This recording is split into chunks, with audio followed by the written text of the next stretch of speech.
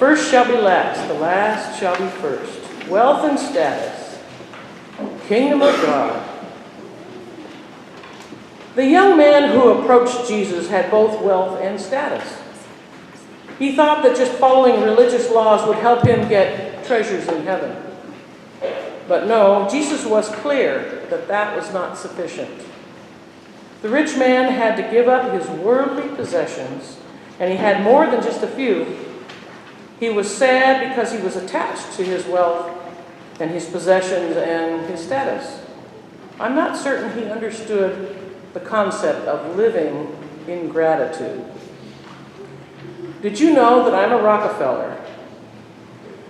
True enough, Rockefeller was my mother's maiden name. We are indeed distantly related to the East Coast Rockefellers, who had wealth and status. Back when genealogy books were printed and no one had heard of Ancestry.com, we were actually listed. Now, the more famous Rockefellers were on page 1, and I think we're on the last page of the last book. I have a friend who's into genealogy and was intrigued by this and did some digging. And it turns out that the branch of the Rockefellers I'm in somehow fell by the wayside when it came to inheriting the wealth. So for the last several generations, we've still been Rockefellers, but had to earn our money just like other folks through our own hard work. And because it was my mother's maiden name, I'm sure she had a lot of flack when she was in college. And then there's the past wealth and status on my dad's side, too. My great-grandparents were society people in Portland, and they lived in the West Hills. According to my aunt, they were there when Fred Meyer got his start in Portland, going door to door selling coffee. They knew both Fred Meyer and his wife, Eve. My great-grandfather, Dr. C.J. Smith, was a physician who settled in Portland and was on the Oregon State Board of Health in the early 1920s. His name is inscribed somewhere in the Oregon State Capitol building, and many of his patient journals are in the archives of Oregon Health and Science University. He even tried to run for governor, but he lost to James Withicum. That name should be familiar to you folks who are connected with OSU. Wealth and status. The wealth from my great-grandparents gradually slipped away through family circumstances over the years. I'm glad I have neither wealth or status.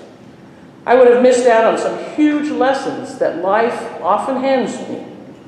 I have learned in my life that when I've had the most needs, I was the most aware of God's grace, manifested often by people I didn't particularly know very well. In 2010, I went to Costa Rica with my brother and some people from his church. Our mission was to clear land for student housing at a school in San Jose, Costa Rica. Many of the Costa Rican people we encountered were quite poor, but they were some of the most generous and kind people I ever met. Though they had nothing, we were welcomed with open arms and joy. These were folks who took nothing for granted. They did not have wealth or status, but they had an abundance of love and gracious hospitality and lived their lives in gratitude. I remember a very distant summer when I gathered bottles and cans for their deposit money in order to eat. My meager salary at the time went for rent and utilities and little else. If I got a little extra, I baked bread and sold it to coal workers. I made friends easily and was often invited to Sunday dinner, and that helped my budget a great deal. I met several in the community of bottle gatherers, and I was told where I could get the most bottles and cans and what days were the best. I was most impressed by a man with a dog. The man was disabled and could not work and refused Social Security disability.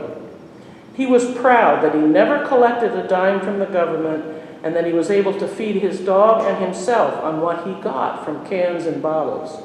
He also lived in gratitude each day. In many cases, I have seen homeless folks help each other out. They become family to each other. They didn't have much to offer, but they were companions for each other. They lived in gratitude. Now, I consider myself pretty rich, not in money, but in so many other ways. I have wonderful friends who have given me love and shared their lives. I have learned to appreciate people for their varied gifts and their talents. I have learned the joy of laughter and the blessing of a good conversation over a cup of coffee. I have felt the deep love in receiving the Eucharist and thus connecting with God's grace in an intimate way. And best of all, I understand the meaning of being part of a community, be it church or living, and perhaps especially the community of gatherers of bottles and cans. Just think what that rich young man who approached Jesus missed out on. He knew nothing about the community of those in need. He didn't get to hear the wisdom of those who had to struggle day to day to survive. I doubt he was streetwise, and he wouldn't have understood what a lifesaver a food bank can be. And I doubt he would have understood the joy and satisfaction of being able to scrounge a styrofoam cup of coffee and a paper plate with a bologna and Velveeta sandwich with or without mayo on Wonder Bread for supper. I can have all the sandwiches I want these days, but quite frankly, sometimes I miss the special blessings of awareness when I had to figure out when my next meal was coming from. I was in a community of folks who understood the value of a hard-earned dollar and how it could sustain them day to day, and sometimes meal to meal. And now I have learned to live in gratitude in each day. Wealth and status are certainly not what they're cracked up to be.